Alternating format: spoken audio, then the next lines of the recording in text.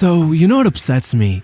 Outside of Brazil, no one ever talks about what a teenage Ronaldinho was like. People act like he just showed up one day as a 24-year-old ready to take the Ballon d'Or when, really, at that point, he had 6 seasons under his belt with 287 appearances for club and country. And I mean, you know the guy. Do you really think he was any different back then? Read any old Brazilian newspaper and they'll tell you he was already the most entertaining player in the world. The world just didn't know it. You see, the only story from back in his time in Brazil that ever really hit the mainstream is that at 13 years old, he made it to the newspapers after scoring 23 goals in a single match. But that was nothing. Even Ronaldinho has admitted that those kids were terrible. They were just representing their school. They had never even been in a real academy. What really made him a local celebrity from the time he was 7 years old was that his brother, Assis, was a wonder kid himself. Back then, at just 17 years of age, he was already scoring in a final of the Brazilian Cup to take Grêmio to the first title in their history. He was lining up for a transfer to the Serie A. He had Scolari claiming he was the biggest talent in Brazil. But regardless of any of that, whenever the press would talk to their father, he'd always say, Assis is very good, but wait for our little guy, he's the real star in the family. Almost as if he was already preparing the world for a future that he unfortunately would not be part of.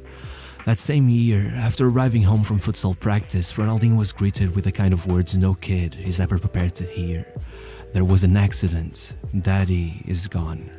His father had suffered a heart attack, fallen into the pool, and drowned. Still, no matter how traumatizing that was, over the years there was one piece of advice that was always the first to pop into Ronaldinho's head every time he remembered him. Whenever you play football, play beautifully.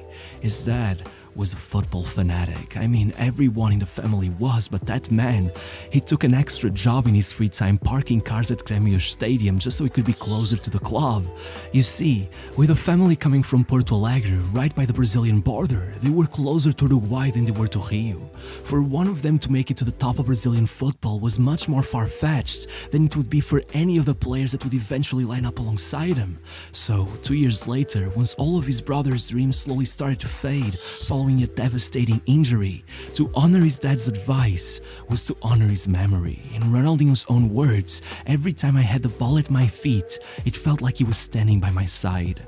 It was no longer just a dream, it all became a mission. So, over the next few years, no matter how many academy coaches told him he was just a street footballer, that playing like that, he'd never become a proper player, he kept true to his father's philosophy, and by the time he turned 16, he was already donning that bright yellow shirt, assisting both of Brazil's goals in their final against Argentina to become an under-17 South American champion and to make his way to the Youth World Cup, where after 2 more assists in yet another final, Ronaldinho would be lifting the trophy alongside his teammates right in front of the pyramids of Egypt. It just doesn't get more iconic than that. At this point, Grêmio had no alternative but to put him in the first team. I mean, from his first training session with them, all the players were gossiping about him in the locker room, claiming that his family was right, that this one was a master of the ball, and so, refusing to go easy on him, they put him straight into the starting 11 for a Copa Libertadores match against Vasco, put him in charge of all set pieces, and he proved he was ready right then and there, first hitting the crossbar with a free kick, and then putting in the corner that led to their winning goal.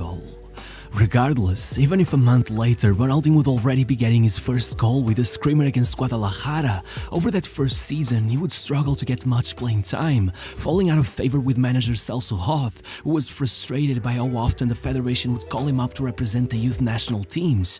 But no matter what, the next year, despite missing out on the opening 8 matches of the Gaúcho Championship to yet again join Brazil for the Under-20 World Cup, he'd come back after collecting the bronze medal, get introduced into the team, and go absolutely nuts, scoring 9 goals in his first 10 matches at the Gaúcho Championship, then watching his team lose the quarterfinals first leg in his absence, coming in for the second, and scoring twice to put them through, as the fans who had quickly embraced him as their new star player began mocking the constant comparisons to the phenomenon himself by chanting that he was not the little Ronaldo, but the better Ronaldo. and by the semi-finals, he'd already be scoring both home and away to put Grêmio in the final against their direct rivals Internacional, which would simply become the match where Ronaldinho announced to the entire country that he was the next in line, that despite his age, he was not to be taken lightly. Going into the finals first leg, there was one international player Ronaldinho was keeping an eye on, none other than Dunga, the captain of the Brazilian national team who took the 1994 World Cup title. But as the local newspapers were already labeling this game as a matchup between old and new, outside of their state, with Grêmio having gone 8 matches without beating Internacional, no one thought a kid could ever stand a chance against Dunga. And after Grêmio took a first leg defeat, as a frustrated Ronaldinho came off the pitch complaining that his free kick had gone in, most assumed they were right to doubt him. But an hour into that second leg, he kissed the ball, set it down for another free kick, and curled it straight into the top corner, forcing it all into a third match tiebreaker. Look, I genuinely think Dunga could have had a shot at that final game had he not made one massive mistake. As he came off of the second leg, angry that the kid had literally stepped on him, he claimed that this Ronaldinho is a poorly mannered player. In the decisive match, he'll get what he deserves. And that made it personal. The kid had grown up collecting Panini stickers with Dunga's face on him, and now he was spending the whole week watching his idol drag him on live TV. So, upset, he showed his teammates a specific dribble in training and told them, if I catch Dunga one-on-one, I'm gonna pull this trick on him, going as far as betting them dinner that he'd really do it. So even once he made it past 4 defenders to score the goal that left Grêmio with one hand on the trophy and Ronaldinho himself at the top of the goal-scoring charts, that wasn't enough.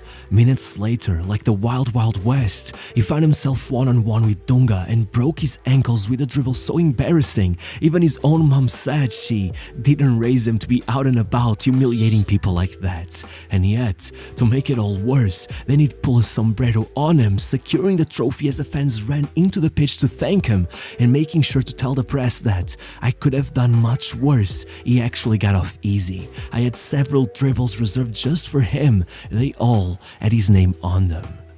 After that performance, Ronaldinho with Vanderlei Luxemburgo beating himself up over the fact he'd locked in his Copa America call-up without putting his name on it. But thankfully for him, Edilson pretty much incited a riot by showboating in the middle of a match, so Vanderlei used that as justification to cross his name off the list and bring Ronaldinho instead, even though, at that point, there were only 9 days left until the start of the tournament.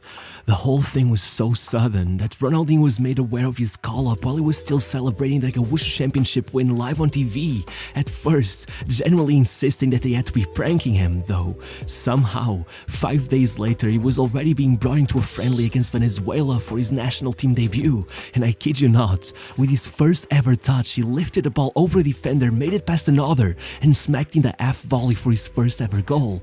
And though in that Copa America he'd still play a minor role as Rivaldo and Ronaldo led them to the title, just 10 more days after that final, the Confederations Cup began, and there he blew any expectations out of the water. In the first game, he scored 1 and assisted 2 to demolish Germany 4-0. In the second, he got their only goal against the United States. To close out the group, he got another against New Zealand, and in the semis, just wow. 11 minutes in, he had scored his first. Before the first half closed, he put in a perfect cross for Alex. In the second, he started off things by assisting another, then scored this sort of acrobatic goal, got one more assist as the game was about to go into injury time, and once there, the cherry on the cake, he pulled off maybe the goal of the tournament. 3 goals and 3 assists in an 8-2 semi-final win, a little more than a month after his national team debut. Never had a kid deserve to lift a trophy more than he did in that tournament, but unfortunately for him, neither the golden ball nor the golden boot were enough to ease his pain, as in the final, even after adding 2 more assists to his tally, they would lose regardless. Still, after starting the next season with another absurd campaign at the Gaúcho Championship, finishing just 2 goals of being the top scorer, despite missing out on a ton of matches while he was out carrying the Brazilian under-23s, with 9 goals and 4 assists in just 7 matches at the pre-Olympic tournament, suddenly, the European clubs were all starting to make their moves. There were scouts from Barcelona, Milan and Real. PSV had made it public they intended to make him the heir to Romario and Ronaldo. Leeds United allegedly put down a €30 million offer, but Grêmio refused to budge, instead offering Ronaldinho the chance to triple his salary by signing a contract renewal, which was precisely when the situation blew up.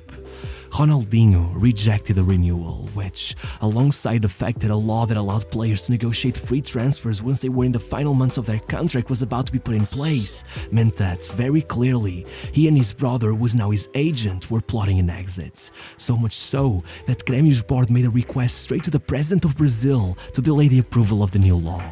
Regardless, no matter how scared they were, even after a massively disappointing Olympic campaign where Brazil was knocked out by a 9-man Cameroon in extra time, despite Ronaldinho having come clutch with a last-minute goal, once he made it back to Grêmio to play the Brazilian Championship again, he popped off.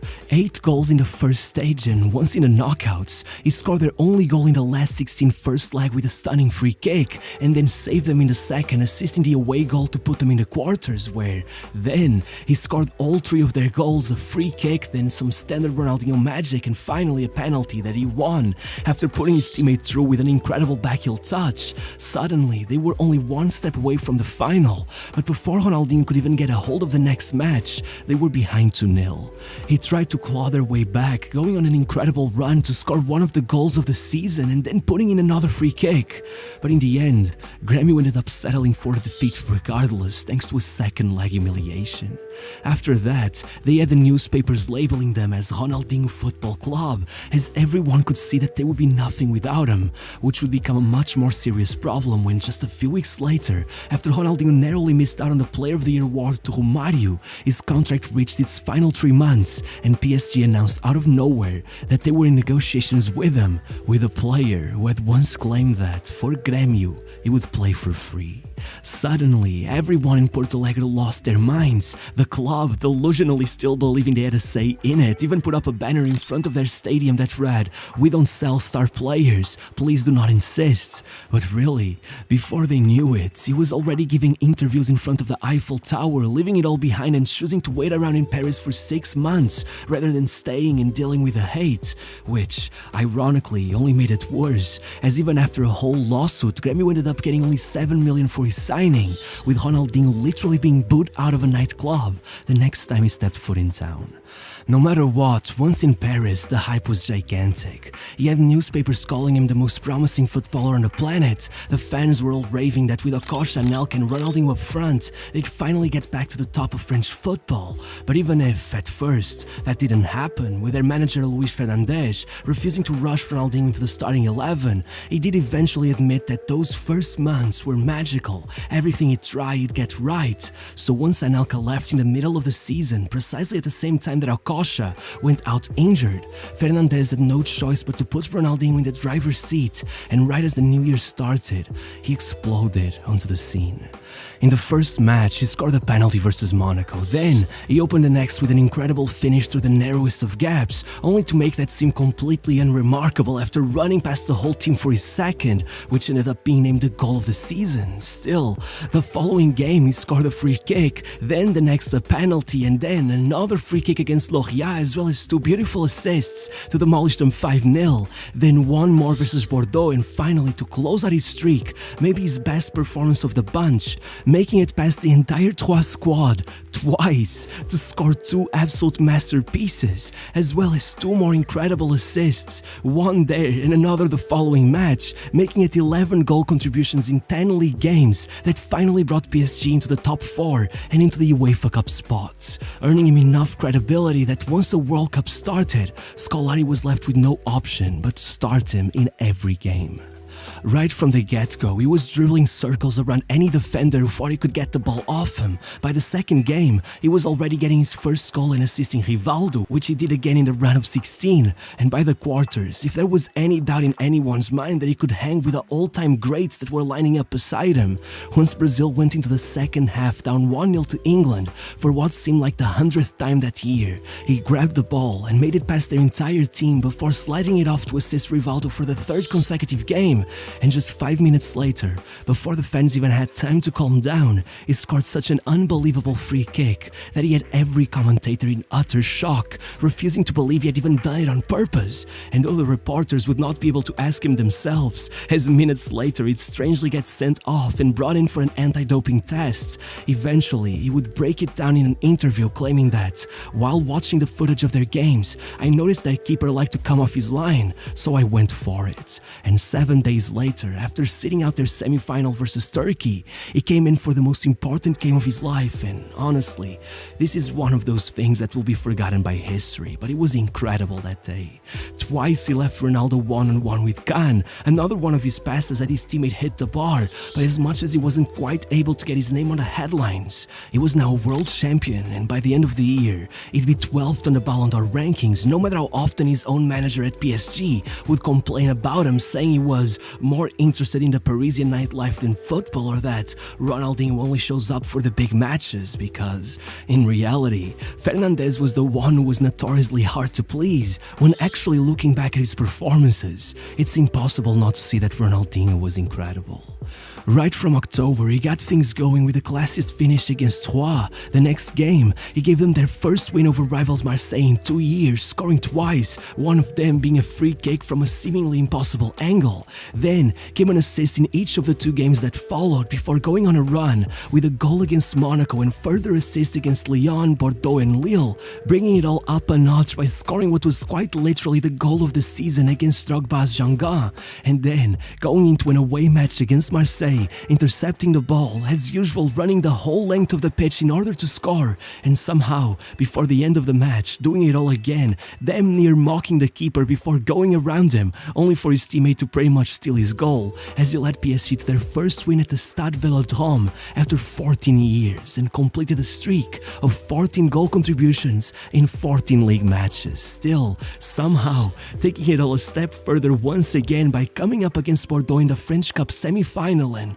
man, I'm almost tired of saying it, he just did what he does best, going past everyone, scoring, and then killing off the game with a ridiculous chip from outside the box. Sadly, he would end up losing the final, somehow coming out trophyless regardless, but it really didn't matter, because meanwhile in Spain, Joan Laporte had won the elections at Barcelona, and having promised the fans he'd bring Beckham to the club, he found himself with his back against the wall the moment Real beat him to the signing. But thankfully for him, it was right there that one of his right-hand men, Sandro Rosell, suggested the signing of Ronaldinho as an alternative, leading Barcelona to come in with a €35 million offer to snatch him right out of the hands of Sir Alex Ferguson when he was just 48 hours away from signing with United. And look, the day he signed, they had Real Madrid executives mocking Barcelona, claiming there was no point in buying him since he's so ugly he'd sink you as a brand. Pundits on TV were agreeing, claiming Laporte had betrayed the fans, that this signing was a mere cop-out. But well, a year and a half later, Ronaldinho was the new FIFA World Player of the Year, and when it comes to that brand recognition, he was on the cover of FIFA. He was the most loved player on the planet.